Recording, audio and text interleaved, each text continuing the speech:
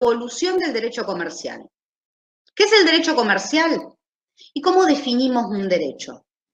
A ver, por ejemplo, Lucía. Lucía. Se congeló.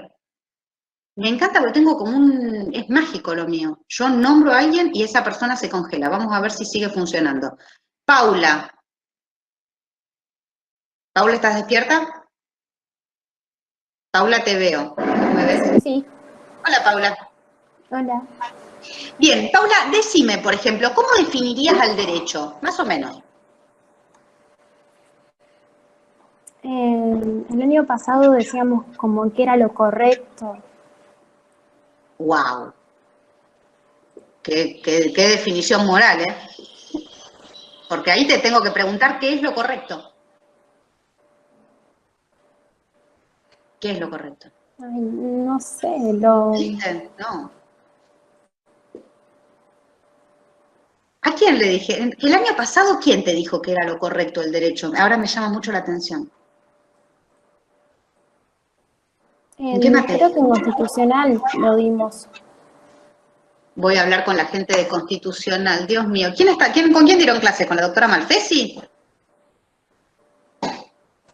No, no sé quién era, no me acuerdo. Alguien vamos a buscar el responsable de semejante concepto. Bien. Gracias, Paula, igual por participar. Me gusta que participen, eso es importante. Albertina, que te veo ahí, atenta, divina, vestida, recién bañada, ¿qué más podemos pedirle a alguien por mí? Fabuloso. Estás bronceada y lo tenés, ya está. Estamos para la foto directamente. Albertina, contame, por ejemplo, ¿qué concepto me podrías dar, qué definición me podrías dar del derecho? Primero como que es un conjunto así de normas, de principios. Eso sería lo principal para mí. Para mí también. La Ahí verdad, está, para mí acá también. Me encantó, no, me encantó. Perfecto, Albertina. Mil gracias por participar. Bien, vamos a empezar por acá. Cuando yo era muy chiquita, iba a la Facultad de Derecho, y se imaginan que yo he visto conceptos de derecho de todos los colores, de todos los tamaños y de todos los derechos. Siempre nos decían que lo más importante cuando uno conceptualiza es ser lo más amplio posible, ¿sí? La conceptualización es una forma de limitar el objeto de estudio. ¿Me siguen hasta acá? ¿Les parece? ¿Sí? Cuando se pierdan con algo mucho, me avisan. La conceptualización es una forma de delimitar un objeto de estudio. Entonces, cuando queremos definir al derecho en general, una de las mejores conceptualizaciones es decir que es un conjunto de normas. Excelente lo de Albertina. Claro, simple, sencillo. Conjunto de normas. Y lo primero que nos preguntamos, ¿qué es? ¿Qué normas? ¿Cuáles son las normas? ¿A qué llamamos normas? ¿No es cierto? Lo primero que se me ocurre. Conjunto es fácil. Agrupación de. ¿Qué son las normas? A ver, Jonathan. Tengo hoy acá un Jonathan algo. Que no es Tuni, ¿eh? No Tuni. Otro Jonathan tengo. Jonathan Martínez.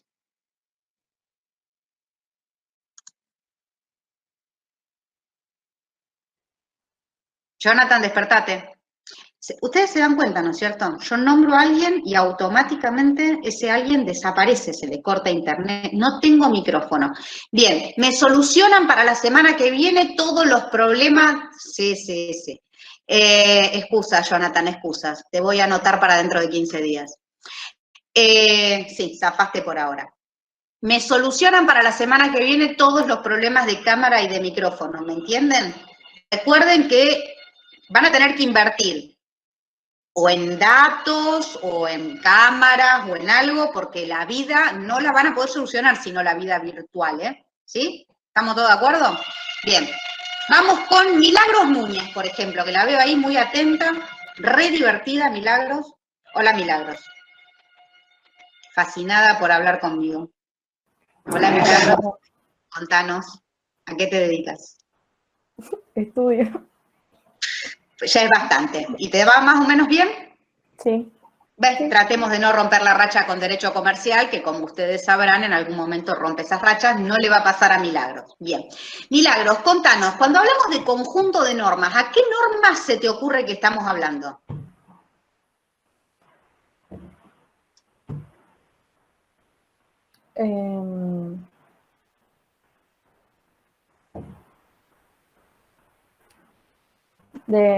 Para convivir en la sociedad. Sí. Recuerden siempre, chicos, que la guitarra es un elemento maravilloso, pero si la van a usar, la tienen que afinar. Esto sobre todo para los exámenes. Esta parte está buenísima, ¿sí? Hacerla acá, porque acá nos equivocamos todos y decimos todas las cosas que tenemos que hacer y no queda sentado como quedan los exámenes, que tienen consecuencias jurídicas, ¿sí? Particulares, como por ejemplo no aprobar. Vamos, Milagro, esforzate un poquito más. ¿A qué le llamamos normas dentro de este conjunto de normas que es el derecho? ¿Qué normas son? Políticas, económicas. ¿Políticas? ¿En serio? No, vení, no te vas a ir a ningún lado, Milagro, vení. Vamos, algo de jugo vamos a sacar de esa naranja. Vení acá. Conjunto de normas. ¿Por qué está compuesto el derecho? Decimos que el derecho es un conjunto de normas. ¿Por qué puede estar compuesto el derecho? ¿Qué normas de derecho conoces?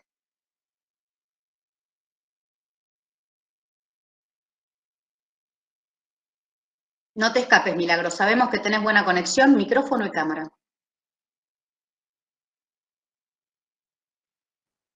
Cállate vos, Jonathan, que zafaste como un rey.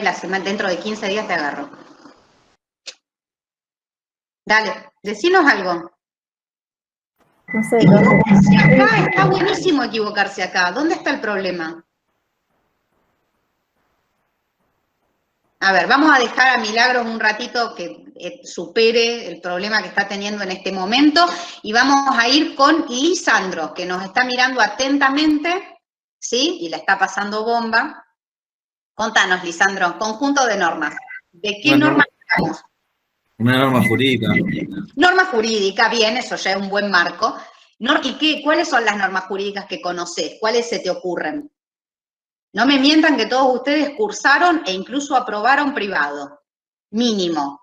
Seguramente privado, mínimo público, algunos incluso ya hicieron laboral. No me mientan a mí, ¿eh? Vamos.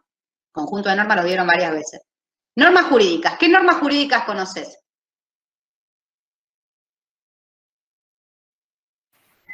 Las obligaciones. No. Te metiste en un lugar pantanoso. Sí. Necesariamente. ¿Alguien tiene alguna idea de lo que estoy hablando? Sé lo que es una norma jurídica, pero no me acuerdo cuáles son. Entonces no sabes cuál es una norma jurídica, porque cuando yo te dé ejemplo de norma jurídica vas a ver que sí sabes cuáles son en serio. ¿Sí? Bien. Las normas jurídicas son aquellas regulaciones, ¿sí? Para una sociedad en particular en un tiempo particular. Las normas jurídicas son aquellas reglas que, como muy bien decían, hablaban de reglas de convivencia, creo que era Milagro la que nos hablaba de reglas de convivencia, pero que tienen un estamento particular. Las leyes son normas jurídicas, todas las leyes. ¿Qué leyes conocen? A ver, Luciano, te tengo ahí, Luciano, atentamente desde el celu. La ley de mercado de capitales, la ley de defensa de la competencia, la ley del arte comercial,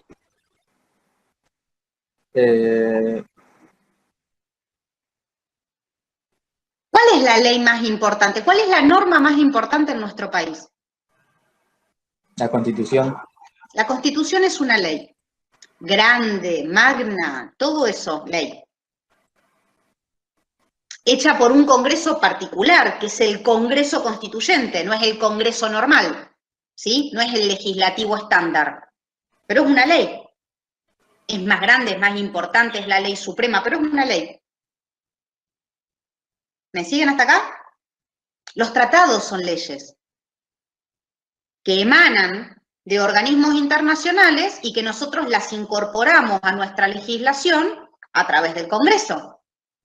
Y que como ustedes muy bien aprendieron de memoria en Derecho Constitucional y Administrativo, que es lo que yo llamo público, están al principio de todo y que pueden estar o al mismo nivel que la Constitución cuando se trate de tratados de derechos humanos o un poquito por abajo cuando no sean tratados de derechos humanos. ¿Se acuerdan de eso? Cuando dieron todo el 75, se lo estudiaron de memoria y ahora no sirve para nada. Todos esos son leyes. El Código Civil es una ley, 26.000 y algo, nunca me acuerdo el número. Todo ese paquete enorme de artículos es una ley. Y después están todas las leyes que acaba de nombrar muy bien Luciano, que son lo que nosotros llamamos leyes especiales. ¿Sí? Y leyes menos generales. Por ejemplo, la ley que nos determina como Código Civil y Comercial es lo que se llama una ley general. ¿Me siguen hasta acá? La ley general del Código Civil y Comercial es una ley que nos determina la vida en el ámbito privado. ¿Sí? Es una ley que contiene cómo nos vamos a casar, cómo nos vamos a divorciar, qué derechos tienen nuestros hijos, cómo funcionan los contratos, cómo vamos a dividir los bienes cuando nos vayamos a morir. ¿Me siguen esto? ¿Están despiertos? ¿Sí? ¿Está despierto, Lisandro? Sí, profe. Bien. Todo eso son leyes.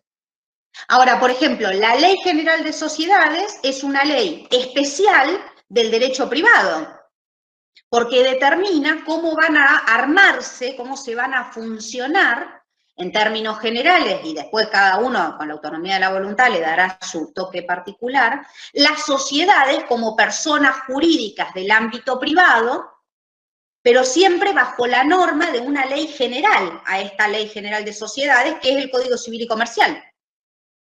Y que todas estas leyes tienen que estar supeditadas a lo que dice una ley más arriba todavía, que es, adivinen cuál, la Constitución Nacional. ¿Se entiende todas las leyes que hay dando vuelta? Bien. Todo lo que yo les nombré son leyes. ¿Qué otra norma conocen? Porque no solo de leyes está hecho el derecho. ¿Qué otra norma conocen? A ver, Martina, ¿qué se te ocurre? ¿Qué otra norma conoces? La verdad, no tengo idea, profe. Bien. ¿A alguien se le ocurre otra norma que no sea una ley? ¿Sociales o morales? ¿Sociales? ¿O morales? Más que normas son reglas, y las reglas son muy relativas. Los decretos. Porque, espera, ahí voy al decreto. El decreto es un tipo de ley, ¿sí? Es una ley específica. Cuando ustedes, ¿se acuerdan cuando ustedes vieron en Constitucional la pirámide de leyes? Que estaba la Constitución junto con los tratados de derechos humanos, un poquito más abajo estaban los tratados internacionales que no eran de derechos humanos, después venían las leyes nacionales, después venían las leyes provinciales y después venían, ¿se acuerdan eso? Bueno, ahí están los DNU.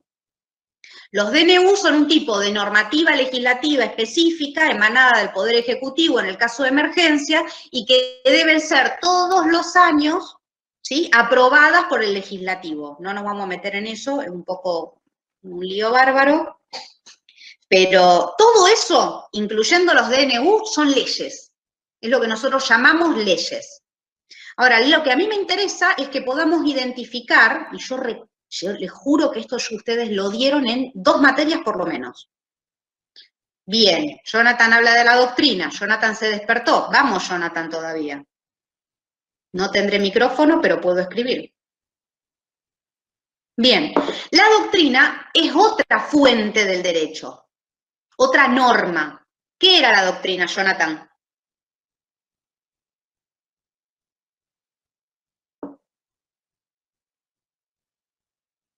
Vamos, Jonathan, despertate. Jonathan. Qué difícil. Profe, ¿puede ser Bueno, en algún juicio o algo por el estilo? no, los fallos son la jurisprudencia. Eso no es también Como otra bien norma. están diciendo, es otra norma, pero no es la Bien, doctrina. por favor. Sí, te anotamos 0,50. ¿La legislación es otra, profe? ¿La qué? La legislación. No, la legislación es la ley. La legislación es lo que se legisla. Lo que se legisla, no, las resoluciones técnicas son actos administrativos del ámbito general emanados por autoridad administrativa competente, ¿sí? Y ahí tenés la teoría del acto administrativo general y la teoría del acto administrativo individual. Derecho administrativo, otro capítulo distinto. Las costumbres. Pero sí, podría ser una especie de norma media rara, pero podría, de ley. ¿Me siguen hasta acá cómo funciona? Lo que ustedes tienen, acá hay dos cosas. En este punto, yo les juro que esto es parte del programa, estamos dando el punto 3 de la unidad 1, que es fuentes del derecho. No, la expresión de la voluntad, que seguramente te estás tratando de referir al consentimiento, el consentimiento es otra cosa. El consentimiento es el asentimiento para determinado acto jurídico en particular por una persona capaz. No, vamos de nuevo. El derecho es el conjunto de normas. Las normas son 4. Y las digo en orden. La ley, en términos generales, la ley con todas sus ramas de leyes. La costumbre, la jurisprudencia y la doctrina. Esto dice la teoría clásica. Hay 2 normas que se llaman normas obligatorias, que son la ley y la costumbre. Y hay otras 2 normas que no son obligatorias, que son la doctrina y la jurisprudencia.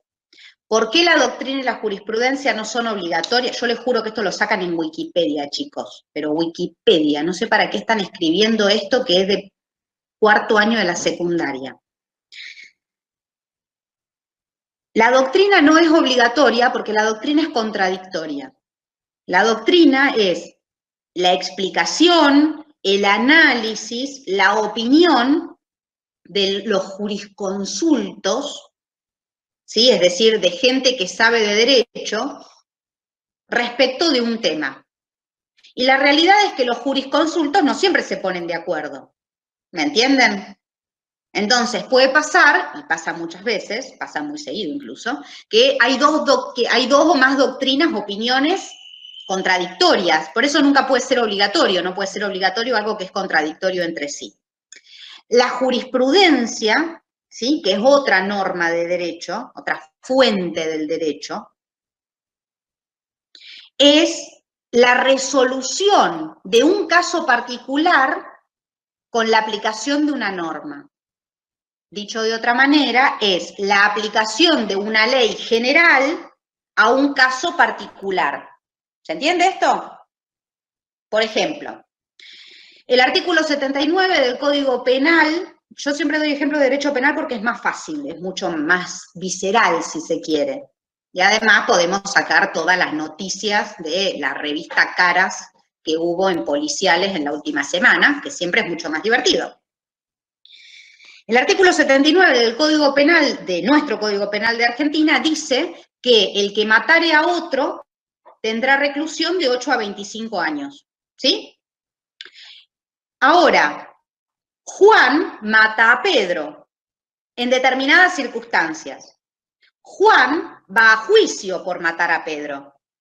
Finalizado ese juicio, ese procedimiento, a donde estuvo un fiscal que lo acusó, un defensor que lo defendió y un juez que lo juzgó, vamos a tener una sentencia. ¿Qué es la sentencia?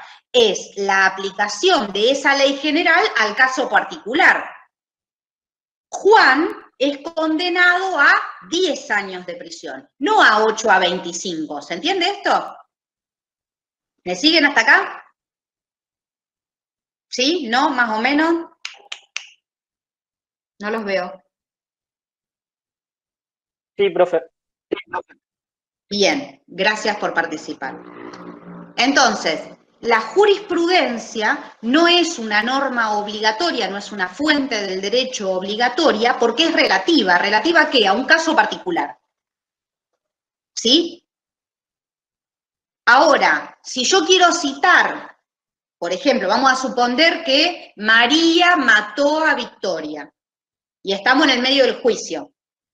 Y yo soy, no sé, no importa, fiscal, defensor, no tiene importancia. Y yo quiero que a María se le apliquen las mismas reglas del juicio de Juan, lo que voy a hacer es citarlo como jurisprudencia y decir que las circunstancias del hecho son similares.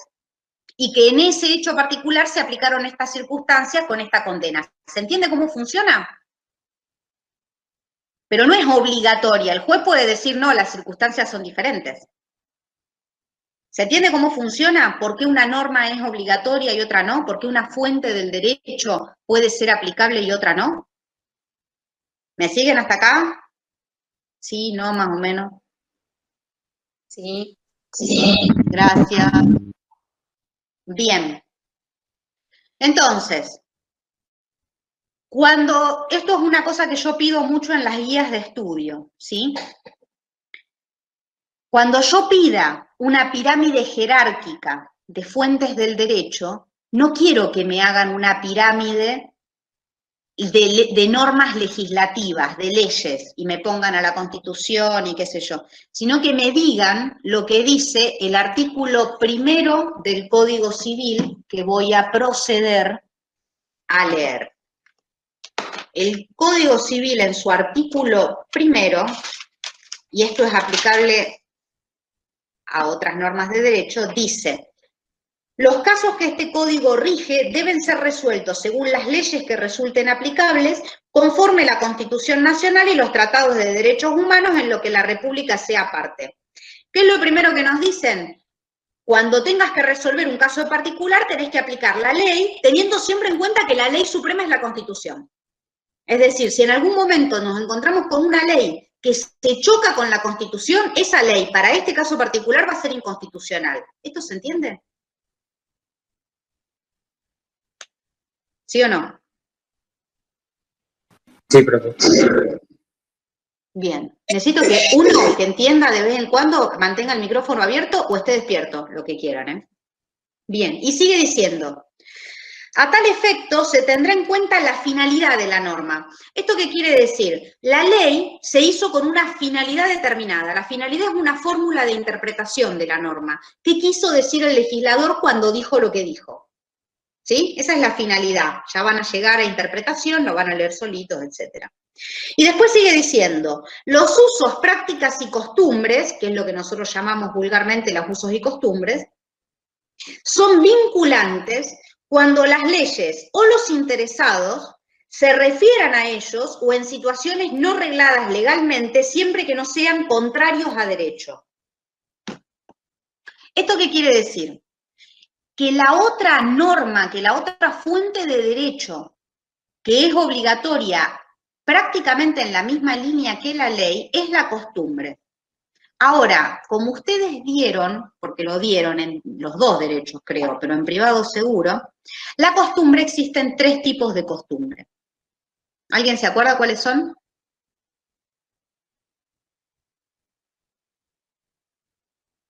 ¿Nada? ¿Ninguno?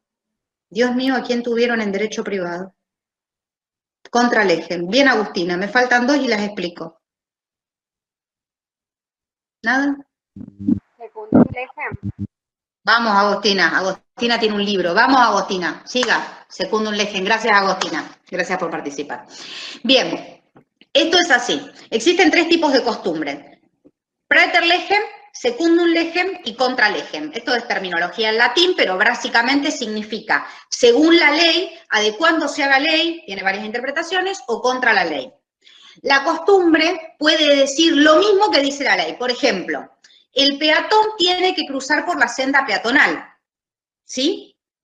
Ahora, como todos ustedes sabrán, la gente suele cruzar en cualquier lado de la calle, ¿no es cierto? Lo han visto, ¿no? Gente que sale entre dos autos, por ejemplo, y trata de cruzar. Y siempre hay alguien que viene en bicicleta, moto, ante un auto, que casi se lo lleva puesto, ¿no es cierto?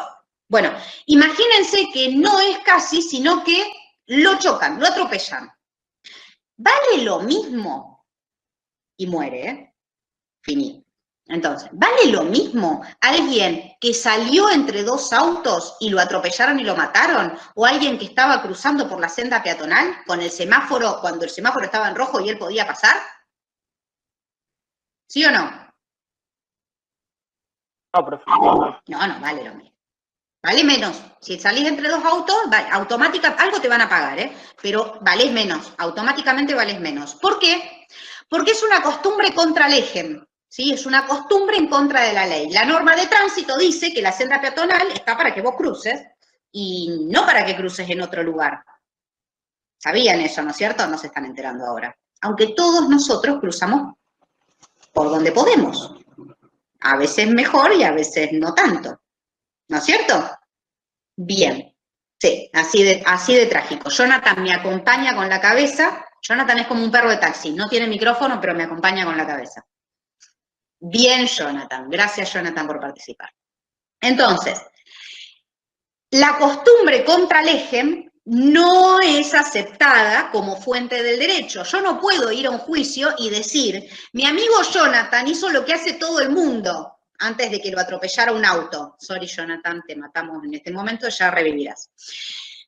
No podemos ir y decir eso y decir, pero es una costumbre que tiene todo el mundo. ¿Por qué? Porque es una costumbre contraria a la norma. En este caso, a una norma de tránsito. ¿Se entiende esto?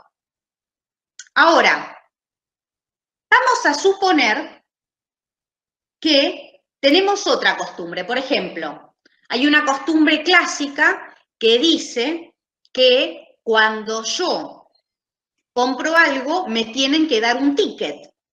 Ticket, factura, recibo, algo. Es una costumbre, ¿estamos todos de acuerdo? Una costumbre típica del derecho comercial. ¿Es una costumbre contra legem o es una costumbre a favor de la ley? A favor. A favor de la ley sería. ¿Estamos todos de acuerdo? La ley dice que frente a una compra me tienen que dar un algo. Después vemos si es un ticket, si es factura, ¿sí? Depende del monto que sea. Hay varias normas en distintos momentos de nuestras vidas. Las normas contables son muy móviles. Pero estamos todos de acuerdo con eso. Me tienen que dar un comprobante. O sea que esa costumbre tiene además, se ha ido trasladando, primero vino usualmente viene así, primero viene la costumbre y después viene la ley. ¿Sí? Vamos a dar otro ejemplo. Si yo me separo, tengo derecho a volver a juntarme con otra persona. ¿Eso es legal o no? ¿Es una costumbre contra legem? ¿Es una costumbre a favor de la ley? ¿Qué es? Yo tengo una pareja, 2 hijitos, un perro, y nada, no nos queremos más. ¿Me puedo separar? Sí, te puedes separar. Sí, me puedo separar.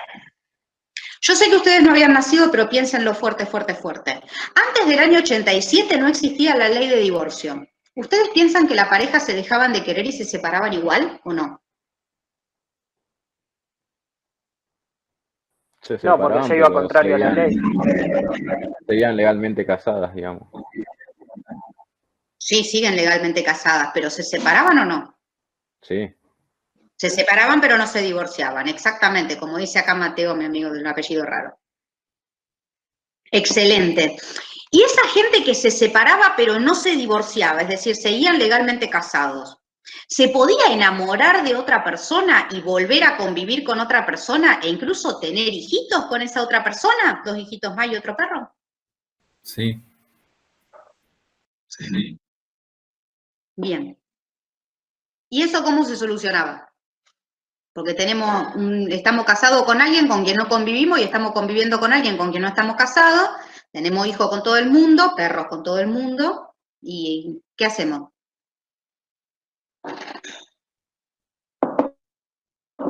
¿Alguien se le ocurre? Yo sé que eso pasó antes de que ustedes nacieran, pero piénsenlo fuerte, fuerte.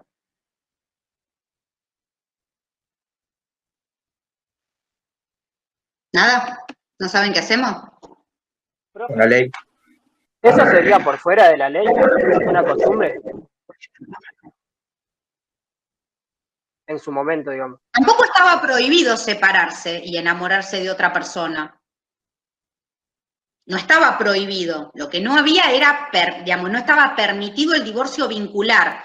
El divorcio vincular te permite tener nuevamente aptitud nupcial, es decir, la posibilidad de casarte con otra persona. Pero no estaba prohibido separarse. No te pueden prohibir separarte.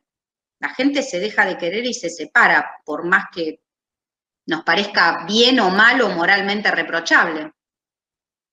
¿Se entiende? ¿Cómo lo resolves? Estamos todos de acuerdo en que era una costumbre de que la gente cuando se dejaba de querer se separaba. Estamos todos de acuerdo con eso. Pasaba. ¿No es cierto? ¿Sí o no? Sí, sí. Bien, ¿y cómo lo resolvemos? Con una norma. Bueno, eso es la costumbre. ¿Cómo No se hacemos resolvía. para poder aplicar? Porque esa, ¿eh? No se resolvía legalmente. ¿Qué? No se resolvía legalmente si no había ley de divorcio. No. Hasta que hubo, esto pasaba todo el tiempo, hasta que hubo una pareja de personas que estaban separadas desde hacía muchos años y que los dos habían formado familia nuevamente y se presentaron para declarar inconstitucional la no norma que les impedía tener aptitud nupcial. En primera instancia le dijeron que no era legal, fueron a la segunda instancia, le dijeron que no era legal y fueron hasta la Corte Suprema de Justicia de la Nación. Y en la Corte Suprema de Justicia de la Nación declararon esa norma que les impedía tener aptitud nupcial inconstitucional. Entonces, ellos tuvieron una jurisprudencia, una sentencia particular para ellos, para que ellos se pudieran casar. Esta fue la excusa para que el Congreso de la Nación modificara el viejo Código Civil y diera luz a la ley de divorcio. Las leyes vienen de la costumbre, no nacen de un repollo. Podemos estar a favor o en contra y sé que es un tema conflictivo, pero como ustedes saben, hasta fines de diciembre del año pasado no teníamos ley de aborto. El aborto estaba penado por la ley, ¿sí? Era una práctica que estaba tipificada como un delito en el Código Penal, ¿sabían eso? ¿Sabían que se modificó ahora? ¿Estamos todos de acuerdo con eso? ¿Sí? Despiértense. Sí, profe. Que les juro que Sí, esto es profe. derecho. ¿Qué es lo que hizo el Congreso de la Nación? Lo que hizo fue decir que para esta sociedad, en este momento, el aborto ya no es un delito. Eso dijo el Congreso de la Nación. Lo saca de la estructura del Código Penal, no lo permite abiertamente para cualquier cosa, no se puede abortar en cualquier circunstancia, porque además es médicamente muy difícil después de determinada cantidad de semanas, pero lo que dice es, si, digamos, a esta altura del partido, no es una conducta necesariamente reprochable. ¿Por qué? Porque la ley está hecha para una sociedad en particular, en un tiempo en particular. Por eso la ley muta. No son las mismas leyes las que tenemos nosotros que las que tienen otros países. Hay países que son más parecidos a nosotros, ¿sí? Pero hay países que son súper distintos. Se imaginan, por ejemplo, hay países, qué sé yo, por ejemplo, hay países en la zona de Medio Oriente, en la zona de la cultura islámica musulmán, por ejemplo, para los cuales las mujeres no son sujetos de derecho. Yo no podría estar no solo dando clases, sino que no podría tener el pelo descubierto y los hombros descubiertos. ¿Se entiende esto? Sería ilegal que yo esté dando clases y con estas fachas, además. ¿Se entiende cómo funciona? Entonces, la norma es un conjunto de reglas para una sociedad en particular, en un tiempo en particular. Y por eso la costumbre, ¿sí?, que es la conducta reiterada, con la convicción de que está bien, de que es legal, de que corresponde, usualmente se termina objetivando en una ley. ¿Sí? Pasa lo mismo con la jurisprudencia. Si yo tengo una jurisprudencia constante, ¿sí? Es decir, hay una sentencia tras otra reiterada para distintos casos, lo que hago es una norma, es decir, una jurisprudencia a seguir. Depende del grado que tenga esa norma, depende cuánta jurisprudencia haya y depende de quién, de qué tipo de juzgado emane esa jurisprudencia, va a ser más obligatoria o menos obligatoria. ¿Se entiende cómo funciona? Sí, no, Sí, más o profe. menos. ¿Se entiende? Sí, profe. Entonces, la costumbre puede ser según la ley, es decir, es la misma que la ley. Usualmente esa ley viene de esa costumbre, la regla indica. Puede ser contra la ley, y en este caso esa costumbre no va a ser fuente del derecho, o puede ser esa costumbre que no está legislada, ni a favor ni en contra. Eso se llaman lagunas legislativas, es decir, situaciones que el legislador no previó, pero que sí prevén las conductas sociales en forma reiterada, es decir, las personas básicamente lo van haciendo. Antes de que hubiera una ley que decía que yo cada vez que compraba algo me tenían que dar un ticket, yo iba, compraba algo, pagaba y le decía, che, dame algo, ¿sí? Qué sé yo, por ejemplo, para hacer el cambio del pantalón que acabo de comprar. Algo que pruebe que te lo compré a vos por ese precio. Eso se fue convirtiendo con el tiempo, ¿sí? En una ley, en una legislación, en una resolución técnica. ¿Se entiende esto? Pero antes de eso era una norma de costumbre que llenaba un vacío legal, lo que nosotros llamamos lagunas legislativas. ¿Esto se entiende? ¿Me siguen hasta acá? Sí. Bien, gracias. Entonces, cuando hablamos de fuentes del derecho y hablamos de pirámides, ¿sí? O jerarquías de fuentes del derecho, lo que estamos diciendo es que la fuente superior del derecho es la ley. ¿Por qué? Porque tenemos todo un órgano para que haga leyes. Toda la legislatura está hecha para que haga leyes. ¿Sí? La legislatura nacional hace leyes nacionales, la legislatura provincial hace leyes provinciales, etc. ¿Sí? Los consejos municipales hacen resoluciones municipales. ¿Se entiende esto? Bien. La segunda fuente del derecho en esta pirámide, ¿sí? Yo voy a hacer muchas señas porque usualmente necesito un pizarrón y nada. Ninguna de las cosas que he probado me gustan. La segunda fuente del derecho, que está un poquito por abajo de la ley, ¿cuál es? La costumbre. ¿Toda costumbre? No. Solo la costumbre secundum legem y praeter legem. Nunca la costumbre contra legem. ¿Quién dice esto? El artículo 1 del Código Civil y Comercial. ¿Me siguen hasta acá? La tercera parte, que ya no es una fuente obligatoria del derecho, pero sí es una fuente de consulta, es la jurisprudencia. Es decir, las sentencias, la interpretación de una ley en un caso particular. ¿Sí? Más importante, más seguida es la sentencia, más fuerte será como fuente del derecho. Y la cuarta, última, pero muy utilizada, fuente del derecho es la doctrina, que tampoco es obligatoria, sobre todo porque no pueden ser obligatorias fuentes del derecho que son contradictorias adentro de sí mismo, porque yo les juro que doctrinarios que opinan dos cosas totalmente diferentes sobre el mismo tema y a patadas, pero que me sirven como sostén para fundamentar una intención de decisión, ¿sí? Es decir, que el derecho va para allá. ¿Se entiende? Cuando yo pido jerarquía de las normas, cuando yo pido jerarquía de las fuentes, estoy pidiendo esta pirámide. No la pirámide de Kelsen. La pirámide normativa de Kelsen es esa chiquitita que para nosotros es como la punta, como una pirámide dentro de la pirámide, ¿sí?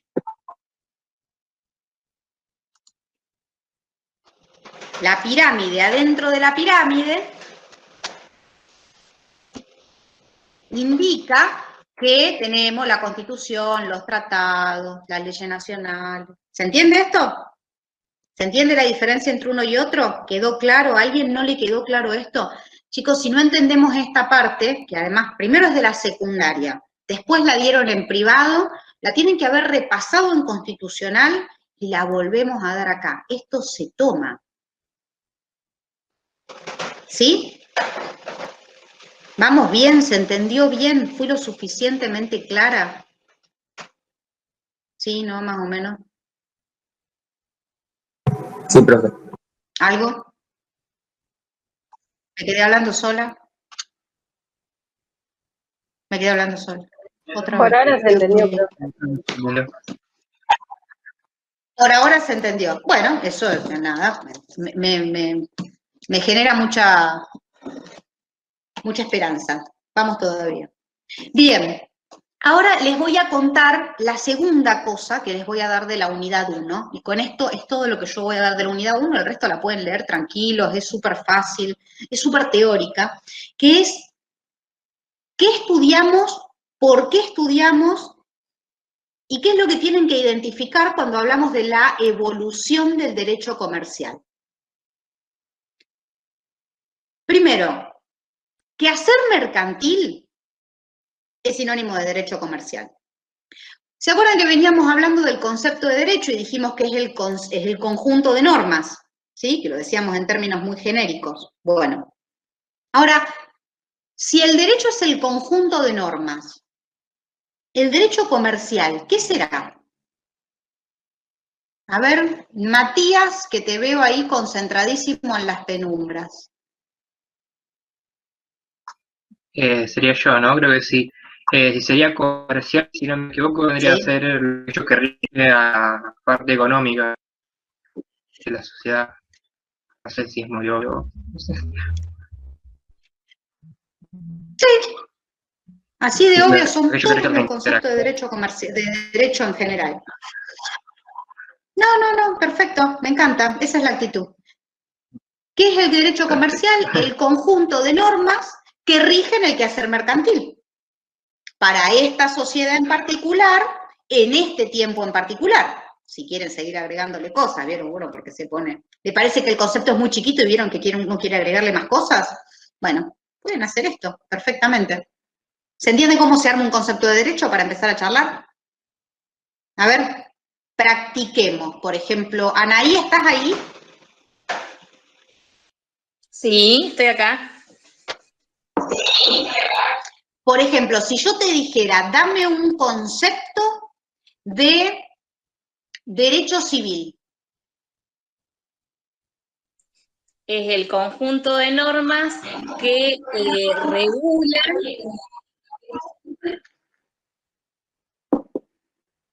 nuestra conducta. Vas bien, vas bien. Como persona. Mirá que sos difícil, ¿eh? Te le está complicando, te le está complicando. ¿Que regulan qué? ¿Regulan nuestra vida dentro de nuestra casa, Anaí? No, en la sociedad.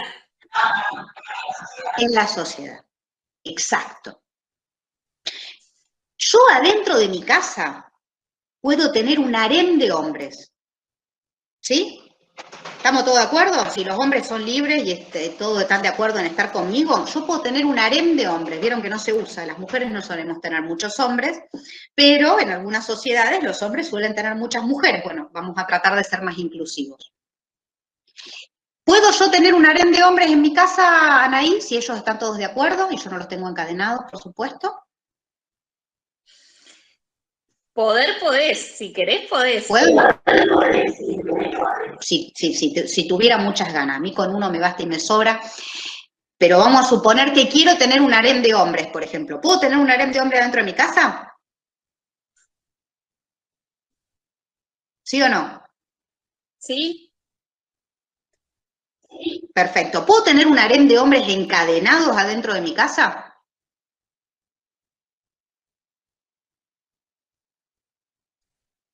El tema es si se enteran y te denuncian. No, eso es otro. No, espera. Después vemos la parte de llamemos a la policía. Eso lo vemos después más tarde. Espera. Vamos por partes, Jack. ¿Yo puedo tener un grupo de hombres encadenados en mi casa? Como poder ¿Es podés. legal? Sí, eso en la práctica poder puedo. Pero ¿es legal tener un grupo de hombres encadenados en mi casa? No. Uno barra, el otro plancha. No. Y si ellos están de acuerdo con estar encadenados en mi casa, vamos a suponer que les gusta.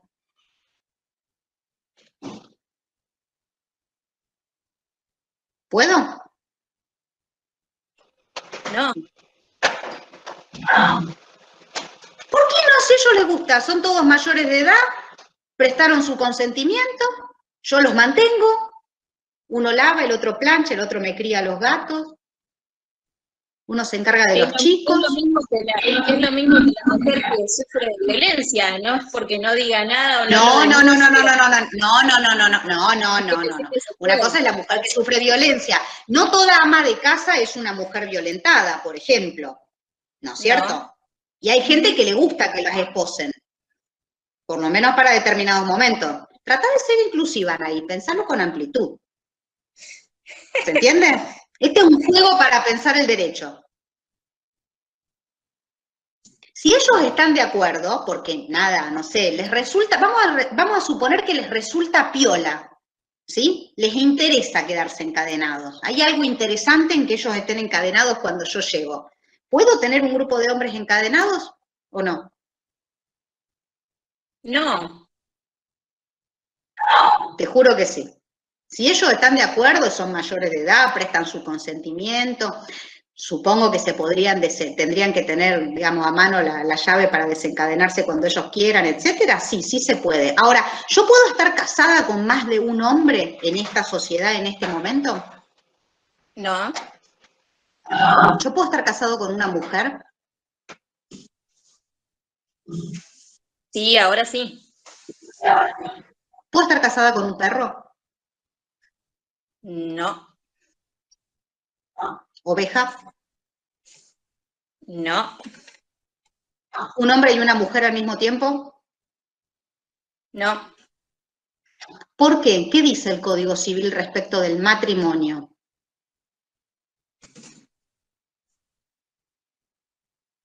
Que solamente es entre una persona con otra persona, del sexo que a vos te parezca. Pero habla de persona, no habla de animales, los animales no son personas, por más que nosotros querramos mucho a nuestros animales, ¿sí? Y habla de uno solo. La bigamia o la poligamia no está aceptada en nuestra sociedad.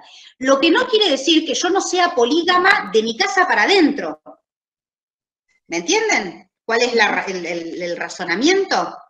Bien, el conjunto de normas que rigen esas actividades a nivel social, no adentro de mi casa, no para adentro de mi familia, no con lo que uno hace con su vida, sus cosas, sus decisiones, su propio cuerpo. Adentro de mi casa, lo que yo quiera. Mientras estemos todos de acuerdo, lo que cada uno quiera. Afuera de mi casa, yo tengo determinadas reglas. El derecho civil es el conjunto de normas que regulan esa actividad social. ¿Me siguen? ¿Se entiende este razonamiento? Bien. Ahora, volvamos al tema de la evolución del derecho comercial, yo les juro que tiene que ver con esto. Si decimos que el derecho comercial es el conjunto de normas que hacen a la actividad mercantil, o que regulan el quehacer mercantil, hay 20 maneras distintas de decirlo, la pregunta es, ¿y de dónde salen esas normas? ¿De dónde salieron esas normas? A ver, por ejemplo, Nadina. Nadina, ¿estás por ahí? Sí, estoy. ¿De dónde salen esas normas? ¿Son repollos? ¿De dónde salen? No, digamos de las actividades o de las situaciones que se generan que dan a buscar una solución o algo excelente, razonable, por así decirlo.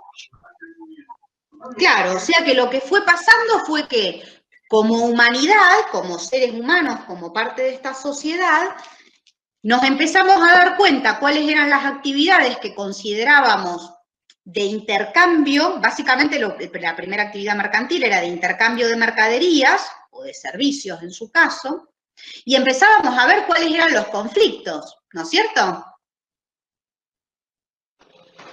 ¿No es cierto, Nadina? ¿Y vos qué decís? ¿Llegábamos todos a soluciones distintas? ¿Llegábamos a un acuerdo?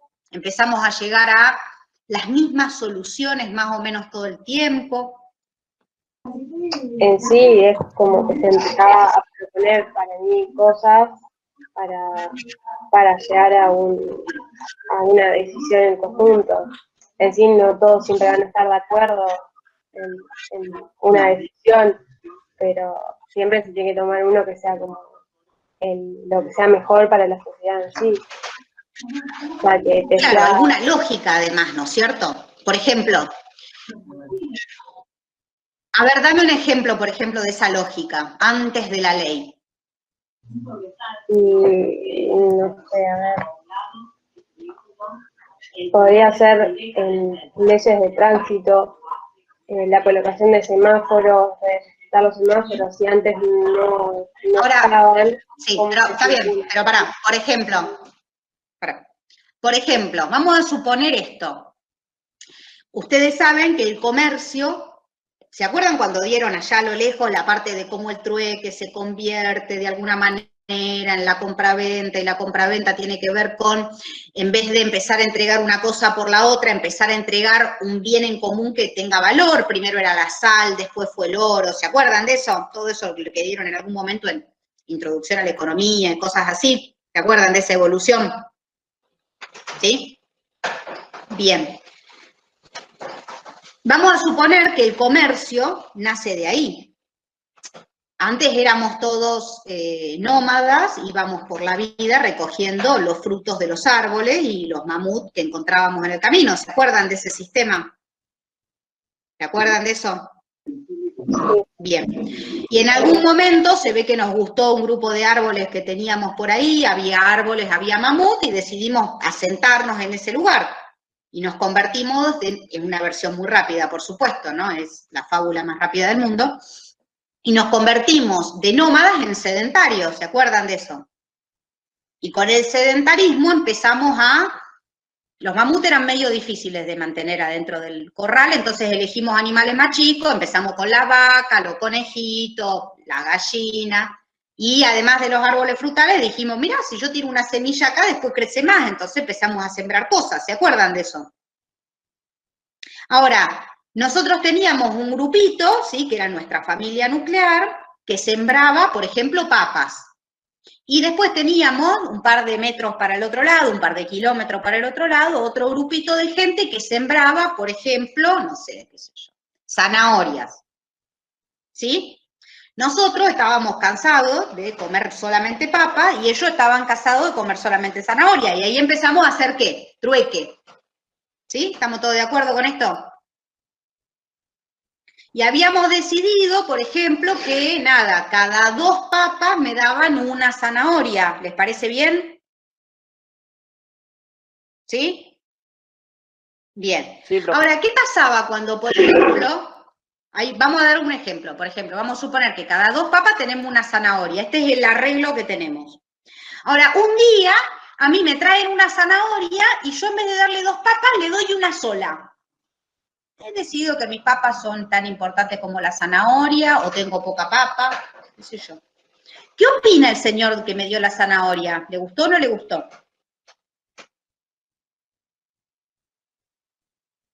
Y si siempre lo hicieron de una parece? forma, él no va a estar de acuerdo a que cambie la forma de que la está haciendo ahora. O sea, que Está bien, cambie pero ya me dio la algo. zanahoria y yo no se la quiero devolver. ¿Me entendés? ¿Qué hace el No va a señor? estar de acuerdo. No va a ser un señor feliz. Hasta ahí estamos todos de acuerdo. ¿Y qué se te ocurre que va a hacer? Y buscar una forma de que se la devuelvan. Si otra cosa no puedo hacer, porque si no en ¿Qué ese se te momento no ocurre? había nada. Utilizar la fuerza. Bien, ahí Matías es un poco más brusco, que mi amiga Narina, pero sí. Sí, ¿reclamar a quién, Jonathan? Contame. ¿A quién le reclamarías? Esperá, que tenemos un mediador acá, Mati. Llegar a un nuevo acuerdo con el dueño. ¿Con el dueño de quién? ¿Con el dueño de la papa? No te quiero dar más papa. Vení, a ver qué me va a hacer. Te va a hacer malo conmigo, Jonathan. Vení, sácame la papa. ¿Qué hacemos? ¿Qué se supone? ¿Qué suponen ustedes que hacían en esa época?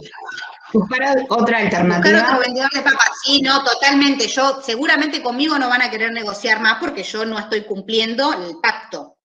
Pero en el medio de todo eso pasaban cosas un poco más groseras. Además, imagínense que no necesariamente es me falta una... Claro, jefe de la tribu, pero todavía no tenemos jefe de la tribu. Lo que tenemos es un problema grave, ¿sí? Porque imagínense que no es una papa, sino que alguien a mí me entregó, por ejemplo, no sé, una vaca completa y yo le tenía que dar 4 pollos. Y en vez de darle 4 pollos, no le doy ninguno y me quedo con la vaca. ¿Qué va a hacer el tipo dueño de la vaca? No, la misma cantidad de zanahoria no totalmente, pero ¿entienden que tengo un conflicto y no tengo quien lo resuelva? Bueno, con el tiempo, frente a que se daban los mismos conflictos, y esto terminaba en una batalla campal media importante, a donde nos empezábamos a matar y cosas así, y la gente, digamos, nada, le pasaban cosas muy feas físicamente, llegamos a la conclusión de que había determinadas reglas, ¿sí? Y todos llegábamos más o menos a las mismas conclusiones. A partir del tiempo nos vamos comentando y decíamos, no, mirá, si antes era una zanahoria por 2 papas, vos tenés que seguir manteniendo esa regla de una zanahoria por 2 papas, excepto que pactes algo distinto antes. ¿Se entiende cómo funciona? Eso es la costumbre. Y el primero, por lo menos el primer conocimiento que nosotros tenemos de objetivación de la costumbre en una legislación específica, es lo que se llama el Código de Hammurabi. Que ustedes seguramente lo han estudiado en algún momento, lo han escrito, ¿sí? Apréndanselo bien, Hammurabi se escribe raro. Hammurabi no era una ciudad, sino que era un rey, ¿sí? En la zona de Persia, allá a lo lejos, hace mucho, mucho tiempo, tipo más o menos unos 2000 años antes de Cristo, que lo que hizo fue objetivar, es decir, poner por escrito, en piedras, laburito, poner por escrito determinadas normas, determinadas costumbres que se iban dando. Entre ellas estaba la ley del talión, que es el famoso ojo por ojo, tipo, si vos me matás a alguien, yo tengo derecho a matarte a alguien y así sucesivamente, una situación bastante violenta, pero por lo menos había determinada justicia, ¿se entiende? ¿Me siguen el razonamiento? Y además había varias normas de derecho comercial, como por ejemplo la prenda, que llega hasta nuestras épocas. Cuando ustedes estudien la parte de la evolución del derecho comercial, a mí me interesan básicamente 2 cosas, a mí y al resto de la cátedra. La primera es que entiendan para qué. Y el para qué se estudia la evolución del derecho comercial es para que podamos identificar que hay institutos de derecho que se han mantenido a lo largo de muchísimos años. Por ejemplo, la prenda. Y que las soluciones dadas hace 2000 años antes de Cristo, o sea, 4000 años hace, son más o menos las mismas. Porque usualmente esas soluciones tenían lo que ya poéticamente podemos llamar justicia y que en realidad tiene lógica. ¿Sí? Tipo, si yo te presto algo, vos me lo tenés que devolver. Eso, además de justo, es lógico. ¿Se entiende eso? Esa costumbre después, ¿a qué se lleva? A la práctica legislativa, es decir, a la objetivación de la costumbre, es decir, a la ley. ¿Me siguen el razonamiento? Cuando ustedes estudian la evolución del derecho comercial, lo que estudian es eso, es la posibilidad de que esa costumbre se vaya trasladando en el tiempo, en qué momentos se objetivó y en qué momentos no se objetivó. Y ahí los va a llevar a lo que se llama la teoría del acto de comercio. La teoría del acto de comercio tiene 3 momentos históricos. ¿Sí? ¿Me siguen esto? Porque esta parte es importante y por ahí se les suele confundir y tenemos después algunos problemas. ¿Sí? Tratemos de prestar un poquito de atención a esto.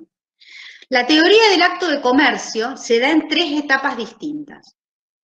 La primera es la del acto de comercio subjetivo, la segunda es la del acto de comercio objetivo, y la tercera es la del acto de comercio neosubjetivo o teoría del acto del empresario. Este es el último punto de la unidad 1. Y deriva del estudio de la evolución histórica. No son cosas separadas. ¿Se entiende esto? Se estudia todo junto, porque en realidad lo que estamos diciendo es, derecho comercial hay desde que hay sociedad, desde que hay grupos de personas que generan transacciones entre sí. Esta cosa de la papa y la zanahoria, la vaca y el pollo, ¿sí? La sal, después como moneda de cambio, el oro después, la plata en el medio, acuñar una moneda, ¿sí? Son fórmulas más complejas, pero en realidad para resolver lo mismo, que es que la transaccionalidad, porque como seres humanos necesitamos transaccionar con un otro que tiene algo distinto y ese otro necesita algo que yo le puedo ofrecer. ¿Me siguen el razonamiento hasta acá? Bien. Alrededor de la época del Renacimiento, esto quiere decir más o menos entre el 1100, 1200, aunque el 1400 es un periodo largo y se va dando, van a hablar mucho de las ciudades-estado en Florencia, etcétera. A partir más o menos de esa época, empieza a haber lo que se llama una teoría del derecho comercial aplicado según los sujetos. ¿Esto qué quiere decir? Un grupo de sujetos que tienen más o menos una actividad similar, empiezan a generar normas y empiezan a generar incluso sujetos que después se parecen a los jueces, alguien que impone la ley, ¿sí? Estos grupos de gente les vamos a llamar gremios, y los gremios se dividirán por actividades. Por ejemplo, el gremio de los carpinteros, ¿sí? Todo aquel que trabajara con madera, le hace carpintero, formaba parte de un gremio, y ese gremio aplicaba determinadas normas. Ahora, esas normas no se referían a actos en particular, sino a los actos realizados por esos sujetos. Es decir, cualquiera que perteneciera al gremio de los carpinteros, subjetivamente se le aplicaban estas normas. ¿Se entiende? ¿Sí? Esa es la teoría del acto subjetiva.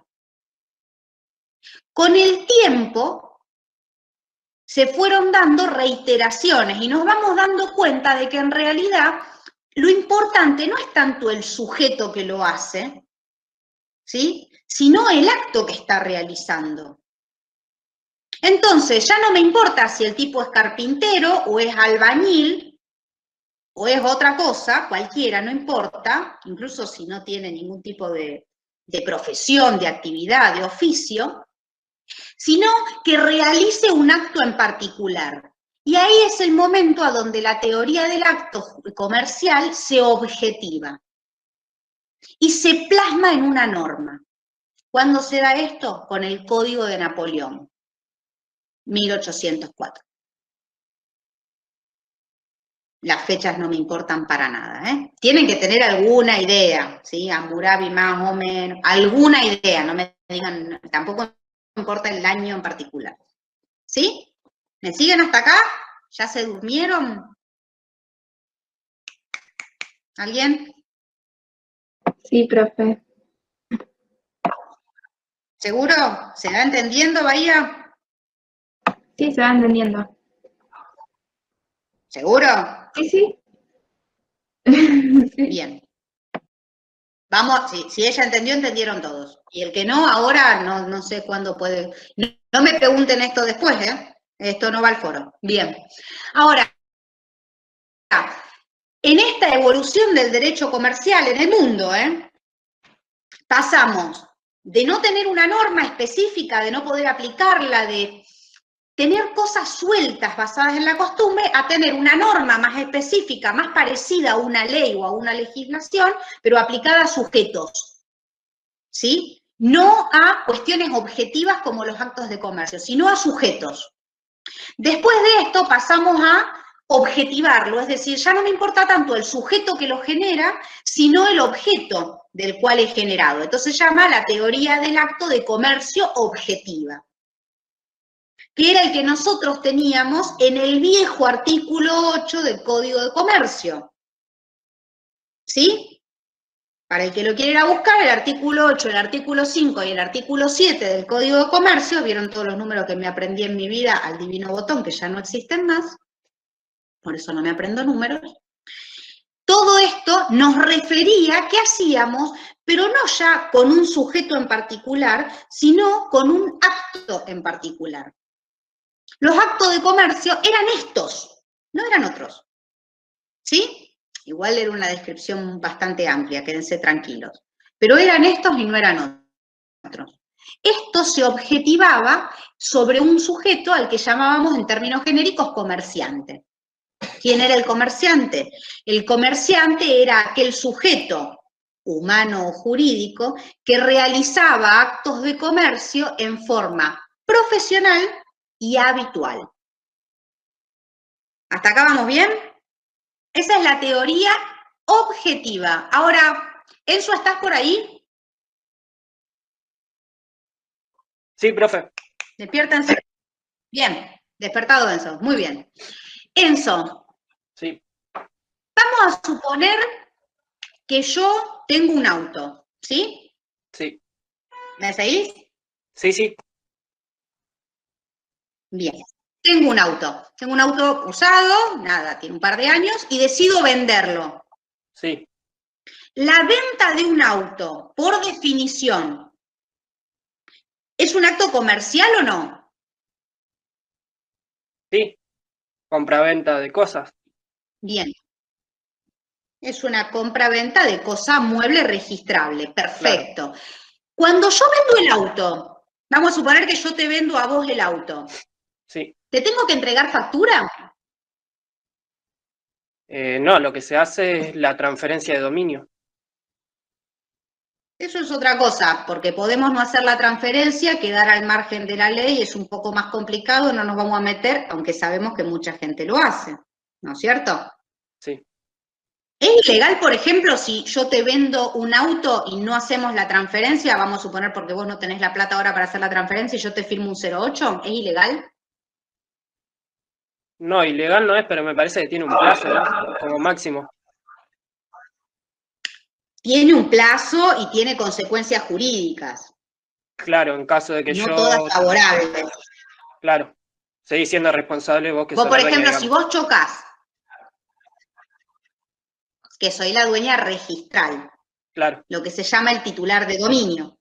Bien, a mí me conviene que vos transfieras, pero vamos a superar la parte de la transferencia y eso que es como otro tema, ¿sí? Sí. Es cómo se constituyen los dominios de las diferentes cosas. Ahora vamos a volver al tema del auto. ¿Yo puedo vender el auto usado que yo tengo? ¿Te lo puedo vender a vos, sí o no? Sí. Bien. ¿Es un acto de comercio técnicamente, sí o no? Sí.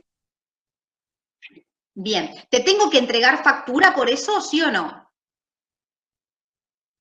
A mí me parece que no. O sea, ahora en la actualidad la factura no la tenés nunca. Me parece que se queda en un registro, ¿no? Sí, la realidad es que el único que te da factura es la concesionaria y si compras un auto de nuevo. cero, claro. Es la única factura que yo conozco de auto, por lo menos por la zona. Hasta ahí estamos todos de acuerdo. Ahora, pensá conmigo, ¿eh? Vamos a suponer que yo tengo una mueblería, ¿sí? Sí. Muebles nuevos y usados, ¿sí?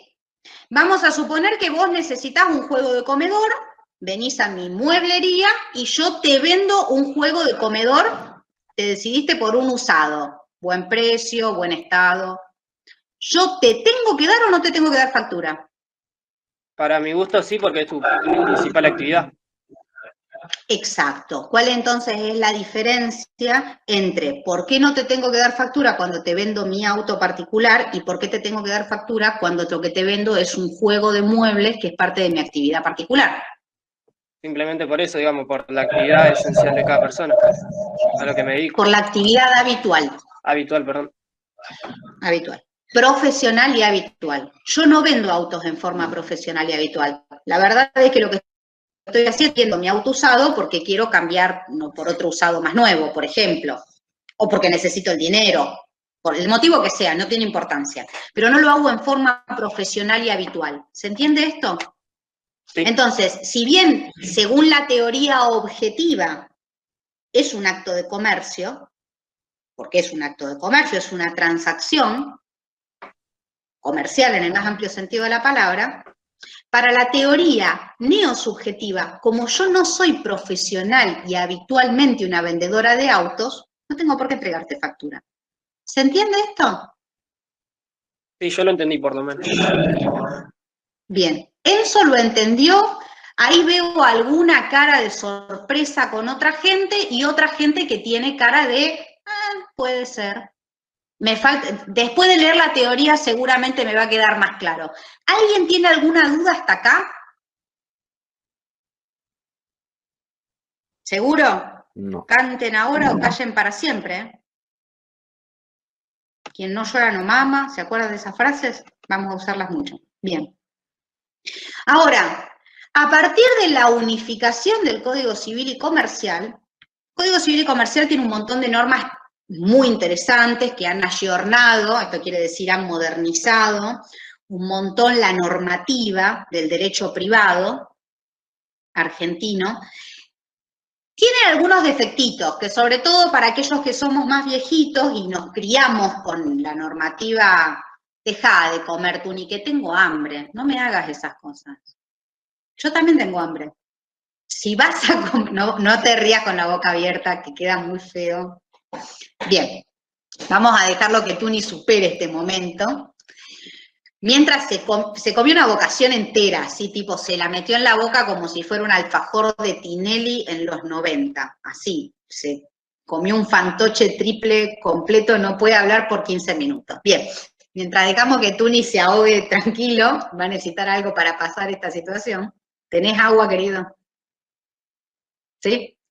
Bien, me alegro mucho. No sé cómo vas a hacer si no. Bien, entonces, hasta el año 2015, decíamos, teníamos lo que se llama la teoría del acto de comercio, que se basaba en la estructura del comerciante. ¿Esto qué quiere decir? Había una estructura de acto de comercio, es decir, un acto jurídico, comercial, objetivo, definido por el artículo 8, ¿sí? Y una estructura dada por el sujeto empresario, es decir, era un sujeto individual o plural, ¿sí? Que nosotros llamábamos comerciante y que era aquel que realizaba actos de comercio en forma profesional y habitual. Hasta acá estamos. Bien, llegamos a julio del 2015, unifican el Código Civil y Comercial y tenemos un montón de cosas súper interesantes y un montón de cosas que las dejaron en el tintero. No es que se las hayan olvidado, no nos creamos que son ingenuos y justo se olvidaron todo, sino que consideraron que no convenía ponerlo y pasamos a tener de una teoría objetiva del acto de comercio, uy, casi se mató un gato, subiendo a la mesa, perdón, sí, vos, gato, objetiva del acto de comercio, perdón, el gato me desconcentró, ya volví. Pasamos a una teoría neosubjetiva o teoría del empresario. Esto se va a ver mejor cuando veamos la parte de contabilidad legal y veamos el artículo 320 y siguientes, que nos explican quiénes están obligados a llevar contabilidad legal. Guárdense las ganas, vamos allá, vamos a llegar a la unidad 3. Pero por ahora lo que vamos a decir es que se pierde todo lo que normativa y legislativamente se había objetivado respecto del acto de comercio y del sujeto principal de acción, y medio que nos quedamos sin norma, ¿sí? Nos quedamos con una serie de costumbres pero que ya no estaban objetivadas en la legislación. No tenemos más leyes, no tenemos más artículos. No hay ningún lugar en nuestra legislación, dame un minuto que termino la frase, ya estoy contigo, Lisandro. No hay ningún lugar en nuestra legislación, particularmente en nuestra legislación del Código Civil y Comercial, que nos diga quién es el empresario. Objetivamente, ¿vieron cuando decimos definición de empresario? No hay. Y tampoco tenemos ya la definición del acto de comercio, porque eliminaron el código, lo que había antes en el artículo 8. ¿Esto se entiende? Esta es la parte de la neosubjetividad o nueva teoría del empresario. Se le dice de varias maneras. Sí, perdón, Lisandro. Decime. No, quería saber cómo era el nombre de subjetiva. Ahí lo escuché. ¿Ahí lo encontraste? Sí, lo te escuché justo recién. Perfecto. Vieron que a veces cuando termino la frase sacamos unas conclusiones divinas. Bien, ¿hasta acá se entiende? ¿Seguro? Me está rondando un gato que no sé qué está haciendo, perdón. Dios mío, esto de trabajar desde casa tiene sus desventajas, chicos. Por ahí va a pasar algo por acá arriba, no se asusten. Seguramente yo estoy bien, esperemos que no me tire todo el agua y el mate arriba del teclado, porque lo que no va a estar bien va a ser la compu. Detalles. Bien, hasta acá estamos. ¿Esto se entendió? Miren que es muy importante que se entienda. Yo los voy a dejar después de esto, los voy a dejar librados a su suerte. Toda la unidad 1 las van a ver solitos. ¿Sí? Lo que yo voy a hacer ahora, ni bien en cuenta el pendrive, es pasarle por acá mismo, ¿sí? No lo vamos a subir al campus para que no me hagan lío. Para los que hayan heredado carpetas de años anteriores, puede ser que ya lo tengan, porque es una cosa que yo utilizo bastante, ¿sí? Y puede ser que no. Esperen que abro bien. A ver. Copiar. Voy al chat.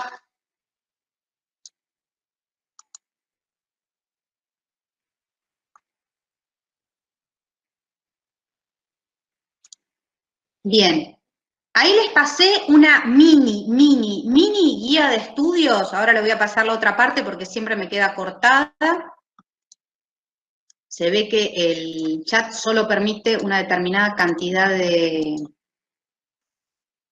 palabras, ¿sí? Son 4 puntos. Fíjense que ahí repite, les mandé 2 mensajes, en uno se repite el 3A, ¿sí? Son 4 puntos. Repito lo mismo que les dije al principio. No es una guía para que la hagan y me la manden y yo la corrige. Yo no la voy a corregir, ¿sí? Es una guía para que ustedes vean los puntos más importantes y más sobresalientes de la unidad 1, ¿sí? Es una guía para que ustedes estudien, para que ustedes agarren el material que quieran y puedan empezar a hacer su propio resumen. Esta materia, como les dije al principio, es una materia muy fácil, es muy lógica en general. El tema es que es muy larga. Entonces yo siempre recomiendo que la empiecen a mirar con tiempo.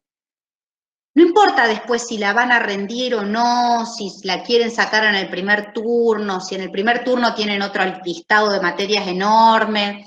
Eso no importa. Yo recomiendo que la vayan armando ahora. El cursado les va a servir más si la van estudiando a medida que la cursan, ¿sí? Es muy probable, esta materia como es muy extensa, nunca las vamos a dar completa. Nosotros no damos punto por punto del programa, si se toma todo el programa completo. Lo que damos son los temas que nosotros consideramos que traen mayores dificultades. ¿Sí? Hay temas que son netamente teóricos y hay temas que tienen más que ver con el análisis que uno haga de ese tema, ¿se entiende? Por ejemplo, los dos temas que yo acabo de dar de la unidad 1, que es fuentes, ahora voy a hablar un poquito más de la interpretación, pero hablé de fuentes y hablé de la evolución histórica. ¿Por qué? Porque son dos temas que llevan como a confusión, ¿sí? Después, derecho económico, concepto de derecho económico en la Argentina, eso lo pueden buscar en cualquier lado, es netamente teórico, ¿sí? Si tienen alguna duda, lo consultan en los foros, no hay problema, ¿está? No hay ningún problema. Pero la realidad es que no es difícil, ¿sí? ¿Hasta acá me siguen? ¿Están más o menos todos despiertos? Los que van quedando. Yo sé que somos menos que antes. Vamos a quedar los mejores, chicos. Eso es, los mejores y yo, porque les voy a seguir dando clases yo, pero les juro que vamos quedando los mejores. ¿Me van siguiendo hasta acá? ¿Sí? Sí, profe. Esperen que, puede repetir el concepto de neosubjetiva. No es un concepto, corazón. La teoría del acto neosubjetivo de comercio o teoría neosubjetiva del empresario es una teoría que dice que se aplica la normativa comercial no teniendo en cuenta un acto objetivo de comercio, porque no hay nada que lo objetive. Me encanta porque empiezan todos a escribir, Dios sabe qué cosa. Me encanta esa parte. Es automático. Yo empiezo a decir algo más o menos en forma continua y ustedes automáticamente hacen así. ¿Me ven así? Bueno, están todos iguales. Es genial. Un día los voy a grabar y después se los voy a pasar para que se vean lo ridículo que es. No doy conceptos. Si ustedes ponen teoría neosubjetiva del acto de comercio, le van a salir 20 conceptos distintos, todos mucho más lindos de lo que yo les estoy diciendo un jueves a las 7:30 de la tarde, después de haber pasado todo el día lidiando con clientes, alumnos, la facultad y la burocracia. Mucho más interesante. Lo que yo puedo hacer es explicarles el concepto, ¿sí? Yo no sé si tengo muchas cosas interesantes para ofrecerles. Ahora, yo creo que lo más interesante para ofrecerles que yo tengo es esto, es cómo explicarles algo. Después la teoría, les juro, está en los libros, están los apuntes, está en Wikipedia, están los apuntes del material de estudio, está en ese apuntejo espantoso que yo siempre recomiendo que lo miren con mucho criterio. También está ahí, ¿eh? Todo, ese que está online. ¿Vieron la punteca esa espantosa que tiene, no me acuerdo qué agrupación? ¿La vieron? Bueno, si ustedes entraron alguna vez a la carpeta de Derecho Comercial, entren, es fabulosa. Creo que hay 15 archivos distintos entre Word y PDFs. Todos los años hacen uno distinto. Todos los años. O sea, tienen material para tirar para arriba. ¿De verdad quieren seguir escribiendo? Dejen de escribir, relájense, no te voy a dictar pero en remoto concepto. Es más, no sé si lo van a dar conmigo. Si llegan a dar la bolilla de seguro conmigo, bolilla 13, saben todo lo que falta para eso, ¿no es cierto? 3 años y medio. Cuando den la bolilla de seguro, yo les dicto el concepto de siniestro. No dicto más nada, en todo el cuatrimestre. En 15 unidades, ¿eh? Es el único concepto que dicto, porque nunca me dan un concepto como la gente. Entonces se los dicto yo. Único. Conmigo no cuenten con otro. ¿Quieren otro concepto que les dicten? Busquen al doctor Fantoni. Fantoni, ahí capaz que les dicta algo más. ¿Sí? Conmigo están fritos. Conmigo traten de entender la materia. Es una recomendación.